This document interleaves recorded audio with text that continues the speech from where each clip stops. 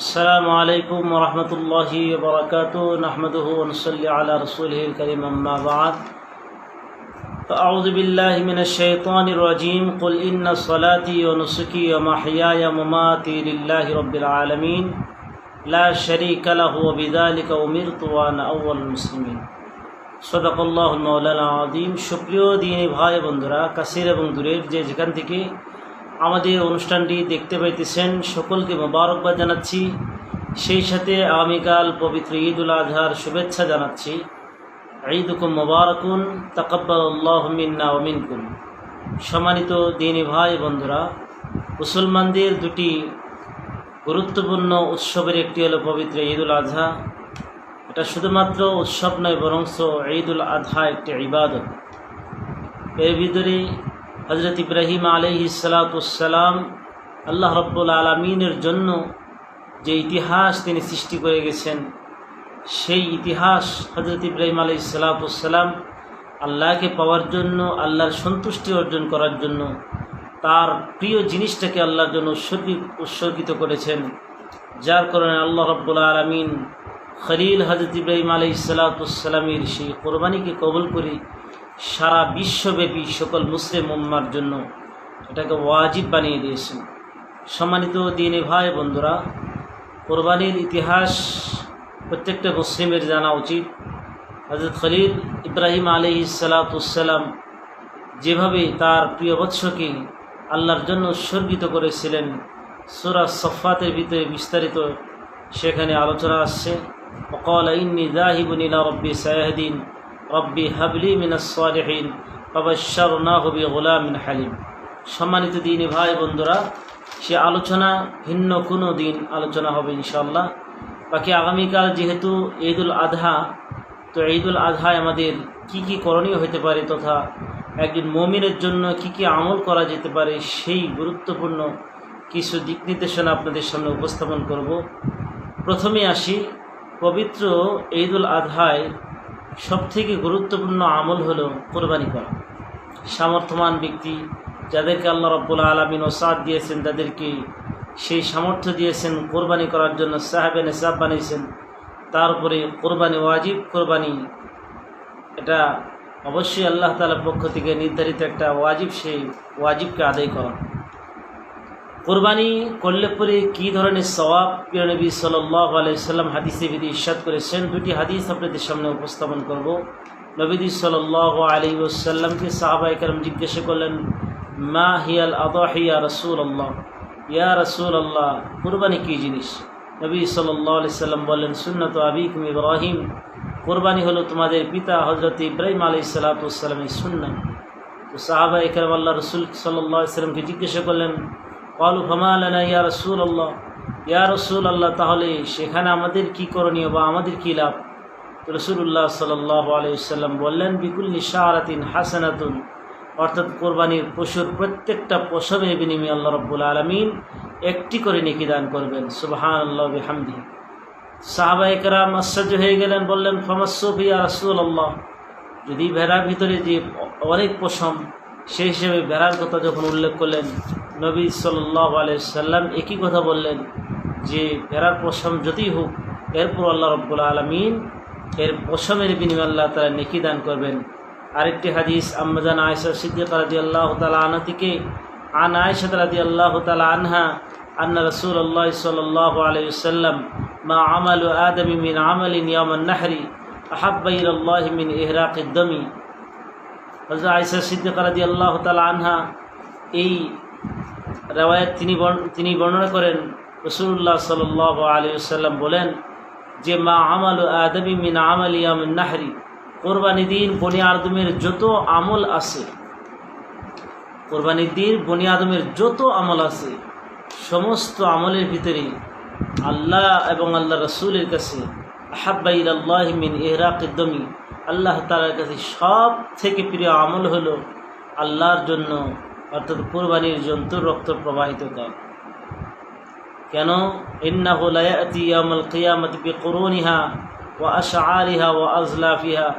রাসূল করিম সাল্লাল্লাহু আলাইহি ওয়াসাল্লাম বলেন যে এই কোরবানির পশু, কোরবানির দিন যে ব্যক্তি কোরবানি করবে, আল্লাহ তাআলার জন্য পশু উৎসর্গিত করবে, ইয়াউমুল কিয়ামা, কিয়ামতের দিন সে আসবে বিকুরুনিহা ওয়া আশআরিহা ওয়া আজলাফিহা, তার শিং, তার চুল সহ আল্লাহ রাব্বুল আলামিনের কাছে উপস্থিত হবে।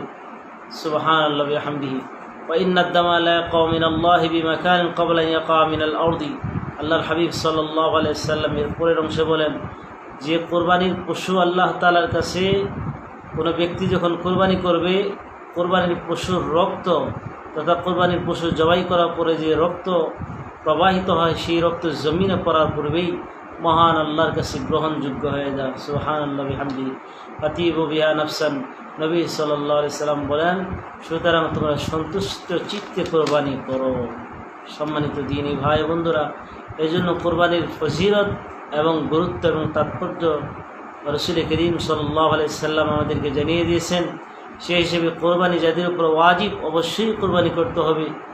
বিভিন্ন কারণে কোনোভাবেই কোরবানি ওয়াজিব সাকিত হবে না, ওয়াজিব কোরবানি অবশ্যই করতে হবে। তো রাসূল করিম সাল্লাল্লাহু আলাইহি ওয়াসাল্লামের অন্য হাদিসে ভিতরে ইরশাদ করেন, কোনো ব্যক্তি যদি সামর্থ্য থাকা সত্ত্বেও যদি কোরবানি না দেয়, নবী সাল্লাল্লাহু আলাইহি ওয়াসাল্লাম বলেন, মান ওয়াজাদা সাআতান লিআন ইউদাহিয়া ফালাম ইউদাহি ফালা ইয়াকরাবান্না মুসাল্লানা। আল্লাহর হাবিব সাল্লাল্লাহু আলাইহি ওয়াসাল্লাম বলেন, আল্লাহ রাব্বুল আলামিন যাদেরকে সামর্থ্য দিলেন কোরবানি করার জন্য, কোরবানির তৌফিক আল্লাহ তাআলা তাকে দিলেন, কিন্তু তারপরেও সে কোরবানি করলো না, আল্লাহর হাবিব সাল্লাল্লাহু আলাইহি ওয়াসাল্লাম বলেন সে যেন আমার ঈদগাহেও না আসে। সম্মানিত দিনী ভাই বন্ধুরা, কত বড় ধমকের বিষয়। এই জন্যই কোনো ব্যক্তি যদি একথা বলে যে কোরবানি করলে সওয়াব আছে, না করলে কোনো গুনাহ নেই, এমন ধরনের উদ্ভট বক্তব্য পরিহার করা উচিত। বরং কোরবানি প্রত্যেকটা মুমিনের, অর্থাৎ যারা সামর্থ্যবান তাদের উপর ওয়াজিব, অবশ্যই কোরবানি আদায় করতে হবে। আল্লাহর হাবিব সাল্লাল্লাহু আলাইহি ওয়াসাল্লাম যেখানে বলেছেন, যার উপরে কোরবানির আল্লাহ রাব্বুল আলামিন সামর্থ্য দিয়েছেন তারপরও সে কোরবানি আদায় করে নেয়, আল্লাহ তাআলা নবী সাল্লাল্লাহু আলাইহি ওয়াসাল্লাম বলেছেন সে যেন ঈদগাহ মাঠেও না আসে। এত বড় ধমকের বিষয়। তো সেই হিসাবে অবশ্যই সামর্থ্যবান যারা আছে তারা কোরবানি আদায় করবে। সম্মানিত দিনী ভাই বন্ধুরা, যেহেতু আগামীকাল পবিত্র ঈদুল আযহা, কালকে আমাদের কি কি করণীয়, সেখানে কোরবানি তো করবেই, কিন্তু ঈদের দিনে কি কি সুন্নাহ এগুলো আমরা জেনে নিই। ঈদুল ফিতর আর ঈদুল আযহায় সামান্য কিছু পার্থক্য ছাড়া বাকি সকল সুন্নাহ একই ধরনের। প্রত্যুষে ঘুম থেকে ওঠা তথা ঈদের রাত্রিও জাগ্রত থেকে ইবাদত করা, সেই সাথে তাহাজ্জুদ নামাজ আদায় করা, ফজরের নামাজ জামাতের সাথে আদায় করা, তারপরে মিসওয়াক করা, গোসল করা, উত্তম কাপড় পরিধান করা, তৈল লাগানো, সুগন্ধি লাগানো, তারপরে ঈদগাহর দিকে রওনা হওয়া, তাকবীরে তাশরিক করা, আল্লাহু আকবার আল্লাহু আকবার লা ইলাহা ইল্লাল্লাহু আল্লাহু আকবার আল্লাহু আকবার ওয়ালিল্লাহিল হামদ, এই তাকবীর পড়তে পড়তে ঈদগাহর মাঠের দিকে যাওয়া, এক রাস্তায় যাওয়া আরেক রাস্তায় আসা, তাকবীরগুলো জোরে জোরে পড়া, এরপরে ঈদের নামাজের খুতবা মনোযোগের সাথে শোনা। তো অতঃপর বাড়িতে আসার পরে সবথেকে গুরুত্বপূর্ণ একটা আমল হলো কোরবানি করা। আল্লাহ রাব্বুল আলামিন যাদেরকে সামর্থ্য দিয়েছেন তারা অবশ্যই কোরবানি আদায় করবেন। এখন কোরবানির কিছু মাসাইল, জরুরি মাসাইল যেগুলো আগামীকাল আমাদের প্রয়োজন কোরবানির পশুর ব্যাপারে, বা কোরবানি যেহেতু আমরা কোরবানির পশু অনেকেই ক্রয় করে ফেলেছি, সেই হিসাবে আগামীকাল শুধুমাত্র কী কী মাসালাগুলো প্রয়োজন সেই মাসালাগুলো আপনাদের সামনে উপস্থাপন করব। প্রথমেই ঈদের দিনের সুন্নতগুলো আলোচনা করলাম। কোরবানির ব্যাপারে প্রথমে আমাদের নিয়তকে খালেস করতে হবে, কারণ আল্লাহ রাব্বুল আলামিন সূরা হজ্জে বলেন, লা ইয়ানালুল্লাহু লুহুমুহা ওয়ালা দিমাউহা ওয়ালাকিন ইয়ানালুত তাকওয়া মিনকুম। আল্লাহ তাআলা বলেন যে তোমাদের গোশত, রক্ত এগুলো কোনো কিছুই আল্লাহর কাছে পৌঁছে না, বরঞ্চ পৌঁছে তোমাদের তাকওয়া, তোমরা কী নিয়তে, কী উদ্দেশ্যে তোমরা এই কোরবানি করতেছো। সম্মানিত দিনী ভাই বন্ধুরা, যারা অনেক সময় শরীকে কোরবানি করেন, কিন্তু শরীক সকলের অবশ্যই নিয়ত এক হতে হবে, একমাত্র আল্লাহর জন্য উৎসর্গিত করতে হবে, আল্লাহর জন্য কোরবানি করতে হবে। সেখানে ভিন্ন কোনো যদি শরীকের কারো যদি এরকম ভিন্ন কোনো নিয়ত হয়, তাহলে প্রত্যেকের সকলের কি কোরবানি অশুদ্ধ হয়ে যাবে, কোরবানি সহি হবে না। এই জন্য খুবই সতর্কতার সাথে সকল শরীকগণ একত্রিত হয়ে সকলে মিলেমিশে অবশ্যই এ ব্যাপারে আমরা একত্রিত হয়ে নিয়তকে শুদ্ধ করে নিব। আমরা একমাত্র আল্লাহকে সন্তুষ্টি করার জন্যই এই কোরবানি করতেছি। সম্মানিত দিনী ভাই বন্ধুরা, অবশ্যই হালাল সম্পদ দ্বারা কোরবানি করতে হবে। যে কোরবানি না করলে কেমন হবে, কিংবা কোরবানি না করলে ঈদের দিন সকলেই গোশত খাবে বা আমরা খেতে পারবো না, এমন ধরনের উদ্ভট মানুষ কি বলবে, এই সমস্ত নিয়তগুলো পরিহার করতে হবে। সেই সাথে একমাত্র আল্লাহকে সন্তুষ্টি করার জন্য আমাদের কোরবানি করতে হবে। তো কোরবানির পশু যখন এখানে আমাদের ঈদের দিন সকালবেলা আরেকটি আমাদের একটা আমল আছে, এই আমলটা করতে পারি। আমাদের সমাজের ভিতরে বহু জায়গার ভিতরে মানে একটা প্রচলিত, বা আমাদের মুরব্বীদের কাছে অনেকেই এরকম শুনে থাকবেন যারা বলেছে কথাটা, যে কোরবানির দিন সকালবেলা ছোট্ট রোজা রাখে। সম্মানিত দিনী ভাই বন্ধুরা, ঈদের দিন রোজা রাখা হারাম, কোনো কিছু না খাওয়ার নাম রোজা নয়। নবী সাল্লাল্লাহু আলাইহি ওয়াসাল্লাম তিনি কোরবানির দিন, ঈদুল ফিতরের দিন সকালবেলা তিনি মিষ্টি জাতীয় খেজুর এবং মিষ্টান্ন খেতেন, কিন্তু কোরবানির দিন তিনি সকালবেলা নিজের কোরবানির গোশত ভক্ষণ করার পূর্বে কোনো কিছু তিনি গ্রহণ করতেন না, তিনি কোনো কিছু খাইতেন না। সে হিসাবে এই আমলটা আমরা করতে পারি, যারা কোরবানিদাতা আছি তারা এই আমলটা করতে পারি, যে কোরবানির গোশত না খাওয়ার আগ পর্যন্ত কোনো কিছু খাবো না। কারণ রাসূলুল্লাহ সাল্লাল্লাহু আলাইহি ওয়াসাল্লাম লা ইয়াগুদু ইয়াওমাল ফিতরি হাত্তা ইয়াকুলা ওয়া লা ইয়াকুলা ইয়াওমাল আযহা হাত্তা ইয়ারজিআ ফায়াকুলু মিন উদহিয়াতি। নবী সাল্লাল্লাহু আলাইহি ওয়াসাল্লাম ঈদুল ফিতরের সকালবেলা তিনি মিষ্টি জাতীয় খেতেন, অর্থাৎ খাওয়া ছাড়া তিনি বের হতেন না। আর ঈদুল আজহার দিন তিনি না খেয়ে বের হয়ে যেতেন, যতক্ষণ পর্যন্ত ফিরে এসে নিজের কোরবানির গোশত না খেতেন। সম্মানিত দিনী ভাই বন্ধুরা, এই আমলটা আমরা করতে পারি, এটা আল্লাহ রাসূলের সুন্নাহ। তো এরপর হলো কোরবানির নিয়ত আমরা শুদ্ধ করার জন্য সকলেই মিলেমিশে একমাত্র আল্লাহকে সন্তুষ্টি করার জন্য কোরবানি করব। এরপরে কোরবানির পশুকে আমরা অবশ্যই, যেহেতু যেদিন কোরবানি হবে সেই সাথে কোরবানির চামড়া, পশুর চামড়া দ্রুত চামড়া খসানোর জন্য যে প্রয়োজন, সেদিন অন্য কোনো কিছু না তাদেরকে না খাওয়াই, বরং তাদেরকে পানি বেশি করে পান করাবো, যার কারণে পরে চামড়া ছিলতে সহজ হবে। নিজ হাতে জবাই করা আল্লাহ রাসূলের একটা বড় সুন্নাহ, কোরবানির পশু নিজ হাতে জবাই করা। দাহান নবী সাল্লাল্লাহু আলাইহি ওয়াসাল্লাম বিকাবশাইনি আমলাহাইনি রাআইতুহু ওয়াদিআন কাদমাহু আলা সিফাহিহা ইসমি ওয়া ইকাব্বিরু ফাযাবাহাহুমা বিয়াদিহি। নবী সাল্লাল্লাহু আলাইহি ওয়াসাল্লাম নিজে তিনি দুম্বা জবাই করেছেন, বকরি জবাই করেছেন, উট জবাই করেছেন। সেই হিসাবে তাকবীর বিসমিল্লাহি আল্লাহু আকবার সাম্মি ওয়া ইউকাব্বিরু, তিনি আল্লাহর নাম নিয়েছেন এবং তাকবীর দিয়ে আল্লাহু আকবার বলে তিনি জবাই করেছেন। এই জন্যে আল্লাহ রাসূলের বড় একটা সুন্নাহ, যারা কোরবানিদাতা নিজ হাতে কোরবানির পশু জবাই করা। অনেক মানুষ এরকম আছেন যারা কোরবানির পশু জবাই করা বা রক্ত প্রবাহিত করতে এই বিষয়টা দেখতে তাদের কাছে খারাপ লাগে। তারা চাইলে অন্য কাউকেও এ ব্যাপারে সহযোগী হিসেবে তাদেরকে নিতে পারেন, বা অন্যের দ্বারা আপনি কোরবানির পশুটাকে আপনি জবাই করতে পারেন, অসুবিধা নেই।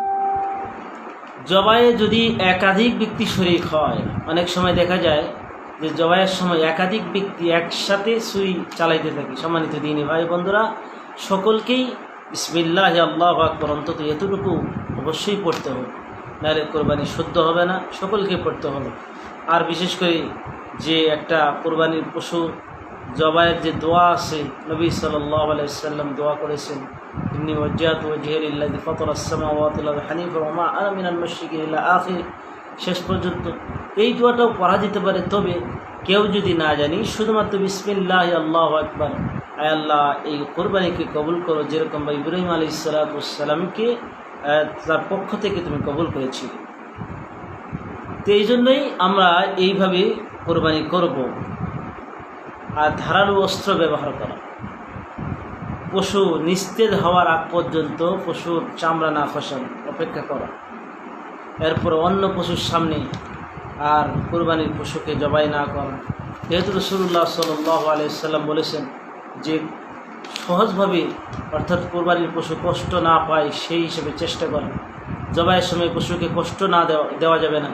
রাসূলুল্লাহ সাল্লাল্লাহু আলাইহি ওয়াসাল্লাম বলেছেন, ওয়া ইযা যাবাহতুম ফাআহসিনু যাবাহা, তোমরা যখন জবাই করো, কোরবানি করো, তখন খুব সুন্দর করে করো, যেন কষ্ট না পায়।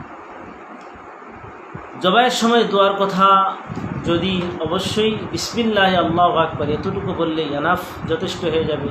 তবে যারা পারে, নবী সাল্লাল্লাহু আলাইহি সাল্লাম যে দোয়া তিনি করেছেন সেটাও আদায় করে যেতে পারে। জবাইয়ের পারিশ্রমিক দেওয়া, জবাইয়ের পারিশ্রমিক যদি নিজে জবাই করি তো কোনো অসুবিধা নেই, কিন্তু জবাইয়ের পারিশ্রমিক যদি অন্য কাউকে দেওয়ার প্রয়োজন পড়ে তাহলে অবশ্যই জবাইয়ের পারিশ্রমিক দিবে। কিন্তু কোনোভাবেই যে জবাইকারীকে কোরবানির গোশত কিংবা চামড়া পারিশ্রমিক হিসেবে দেওয়া কোনোভাবেই শরীয়ত সম্মত হবে না, জায়েজ হবে না। নিজের কোরবানির গোশত খাওয়া উত্তম। সম্মানিত দ্বীনী ভাই বন্ধুরা, এমন সময় যখন রাসূলুল্লাহ সাল্লাল্লাহু আলাইহি ওয়াসাল্লাম ইযা দাহাদাকুম ওয়ালিয়াকুল মিন উদহিয়াতিহি, নবী সাল্লাল্লাহু আলাইহি ওয়াসাল্লাম বলেছেন, যখন তোমাদের মধ্যে কেউ কোরবানি করে তাহলে তার কোরবানি থেকে সে খাবে। আল্লাহ তাআলা বলেছেন ফাকুলু ওয়া আত'ইমুল কানিআ ওয়াল মু'তার। আল্লাহ তাআলা নিজেও বলেছেন সেই হিসেবে অবশ্যই নিজের কোরবানির বরকতময় এই কোরবানির গোশত খাওয়া, ভক্ষণ করা। এরপরে গুরুত্বপূর্ণ আরেকটা আমল হলো কোরবানির গোশত বন্টন। সম্মানিত দ্বীনী ভাই বন্ধুরা, গোশত বন্টনের ব্যাপারে যেহেতু আল্লাহ তাআলা আয়াত বলেছেন ফাকুলু মিনহা ওয়া আত'ইমুল কানিআ ওয়াল মু'তার, ফাকুলু মিনহা ওয়া আত'ইমুল বাইস আল ফাকির। এই সূরা হজ্জের ভিতরেই বিভিন্ন জায়গার ভিতরে কোথাও বাইস শব্দ আসছে, কোথাও কানিআ ওয়াল মু'তার শব্দ আসছে। উভয় শব্দগুলোর মোটামুটিভাবে একই, অর্থাৎ গরিব মিসকিন, প্রায় সমার্থক শব্দ এগুলো। গরিব মিসকিন, বাইস, কানিআ, আল মু'তার। সেই হিসেবে আল্লাহ তাআলা বলেছে নিজেও খাও, গরিব মিসকিনদেরকেও তোমরা তাদেরকেও দাও, তাদেরকে খাওয়াও। সেই হিসেবে আল্লাহ রাসূল সাল্লাল্লাহু আলাইহি সাল্লামের একটা তরিকা বা মুমিনদের জন্য মুস্তাহাব একটা আমল হলো সব গোশতকে তিন ভাবে বন্টন করা। একটা হলো নিজের জন্য রেখে দেওয়া, আরেক ভাগ আত্মীয় স্বজনের জন্য রেখে দেওয়া, আরেক ভাগ হলো গরিব মিসকিনদের জন্য রেখে দেওয়া। সম্মানিত দ্বীনী ভাই বন্ধুরা, এর জন্য এই আমলটা আমরা করতে পারি এবং এটা মুস্তাহাব আমল। আমাদের সমাজের ভিতরে একটা প্রচলিত বিষয় আছে, অনেক মানুষ আমি শুনেছি একথা বলে যে কোনো ব্যক্তি যদি তিন ভাবে অর্থাৎ তিন ভাগে তার কোরবানি গোশতকে বন্টন না করে তাহলে কোরবানি শুদ্ধ হয় না। না ভাই, এই কথাটা সহি নয়। বরং অবশ্যই আল্লাহ রাব্বুল আলামিন পৃথিবীতে কাউকে ধনী বানিয়েছেন, কাউকে গরিব বানিয়েছেন। সবাইকে তো আর কোরবানি করার সামর্থ্য আল্লাহ তাআলা দেন নাই। সেই হিসাবে যাদেরকে আল্লাহ রাব্বুল আলামিন সামর্থ্য দিয়েছেন, একা একা না খেয়ে বরং একটা মুস্তাহাব আমল হলো তিন ভাগে ভাগ করে এগুলোকে বন্টন করা। তো কোরবানির গোশত বন্টনের সময় বা কোরবানির পশু জবাইয়ের সময় বা কোরবানির পশু জবাই করার পরে যে গোশত কাটাকাটি করতে হয়, চামড়া ছিলতে হয়, এই সমস্ত কার্যকলাপের সময় আমাদের একটা বিষয় আমাদের সতর্ক হওয়া উচিত। অনেক সময় আমরা যারা জবাইয়ের কাজে অংশগ্রহণ করে কিংবা গোশত কাটাকাটির কাজে অংশগ্রহণ করে তাদেরকে বিনিময় হিসেবে ওই কুরবানির গোশত দেওয়া হয়। সম্মানিত দ্বীনী ভাই বন্ধুরা, এই বিষয়টা আসলে আমাদেরকে সতর্ক থাকতে হবে।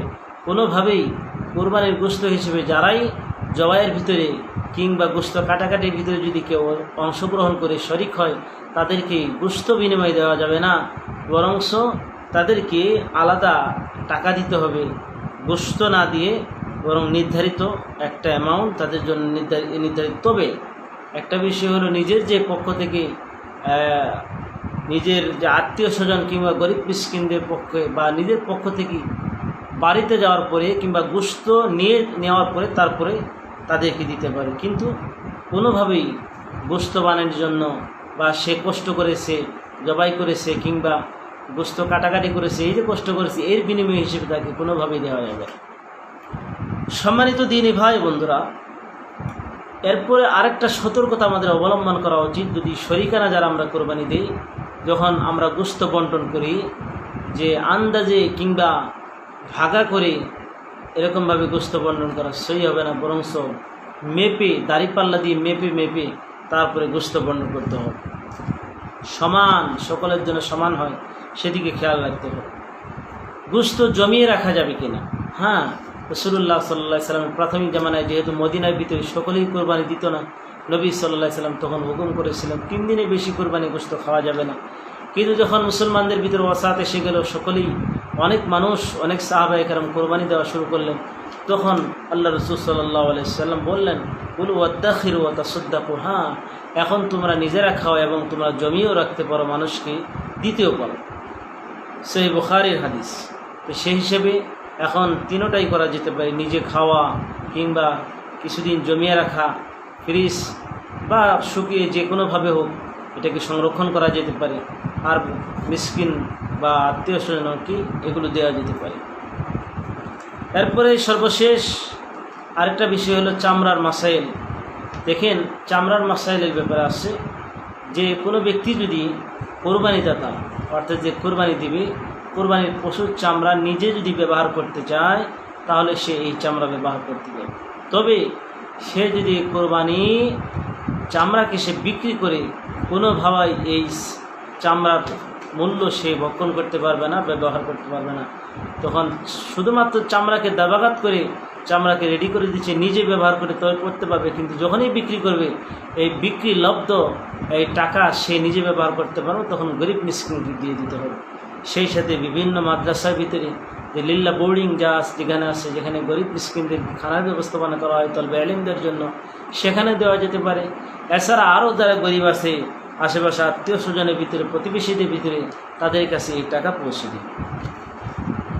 তো রাসূলুল্লাহ সাল্লাল্লাহু আলাইহি সাল্লামের সুন্নাহ হিসেবে এই বিশেষ যে কয়েকটা আমল আপনাদের সামনে বর্ণনা করলাম। আল্লাহ রাব্বুল আলামিন আমাদেরকে তৌফিক দান করুন। এখানে একটা শব্দগত আমাদের একটু সমস্যা আছে। অনেক সময় আমরা বলি যে আমার পক্ষ থেকে বা অমুকের নামে বা আব্দুর রহিম, আব্দুল করিম, আবদুল্লাহ, তাদের নামে কোরবানি করা হইতেছে, একটা লিস্ট ধরে দেওয়া হয় এবং বলে দেওয়া হয় যে এদের নাম থেকে এদের নামে কোরবানি।